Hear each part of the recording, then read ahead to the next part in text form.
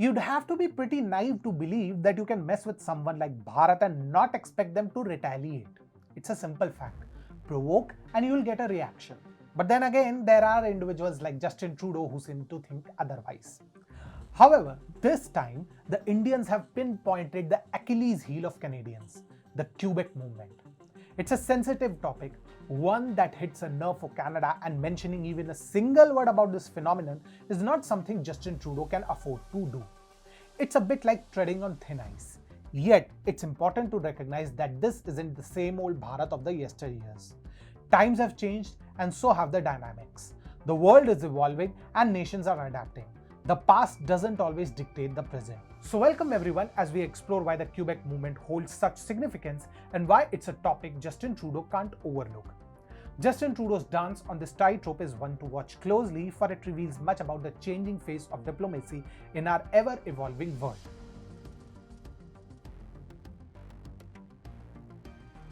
Let's break it down.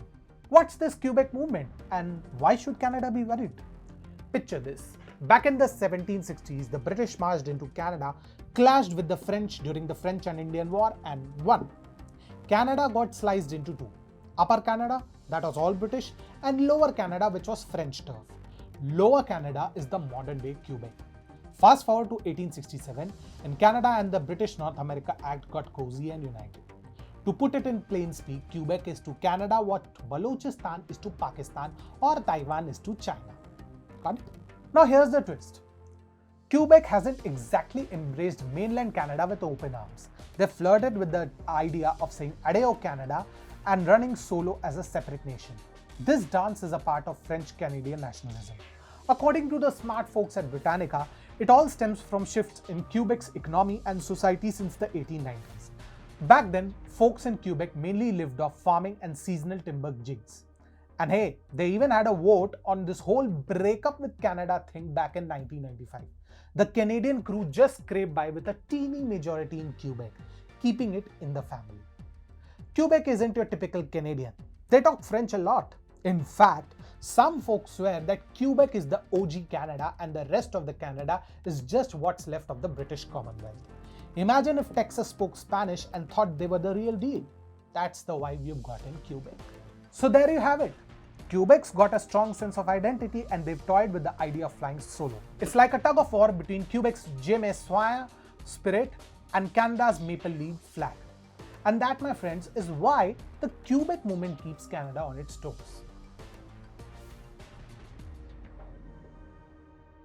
Why is India suddenly flexing its muscles on the Quebec front? It's a question worth pondering.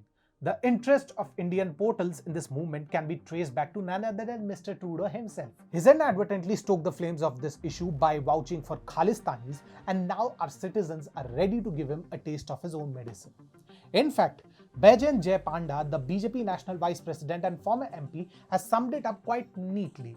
In his recent post on X, dripping with sarcasm, he proposed, "In the spirit of friendship with Canada, we in India must consider facilitating an online referendum on the Quebec independence issue, in gratitude for their allowing Khalistani separatists to try the same on Canadian soil." That's one way to return the favor, wouldn't you say that? But that was just the tip of the iceberg. Baijan Panda went on to suggest, perhaps we should also offer Indian soil for the Quebec independence movement's events, commemorating the sacrifices, bombings and assassination attempts, again just like Canada has been so considerate to allow for the Khalistanis. This would also embellish the spirit of free speech so cherished in both our nations and would help clarify the increasing support for an independent Quebec, as reported in media earlier this year. It seems like Mr. Panda has quite the plan in mind. So if Uncle Trudeau thought he could outsmart everyone, he might need to think again. Our nation has shown the world that even the mighty USA can't escape our reach. So who's Canada to think they're beyond our grasp? Interestingly, even those fighting for Quebec's independence appreciate India's recent interest. Take this post for instance, where a user remarks, large Indian media outlets are now reporting about QC independence in a sympathetic way is a huge change from the past where India was either apathetic or against it. Trudeau and Canada have inadvertently helped our cause and I thank them for it. Uncle Trudeau, that's definitely not a feather in your cap. In this high-stakes diplomatic showdown, India is demonstrating its prowess in the art of tit for tat. And mind you, this is just the beginning, a mere skirmish on the media and social media battlefield. Now imagine if our leaders actively decide to push for a free Quebec movement on a more official front. The implications shall be deep and profound.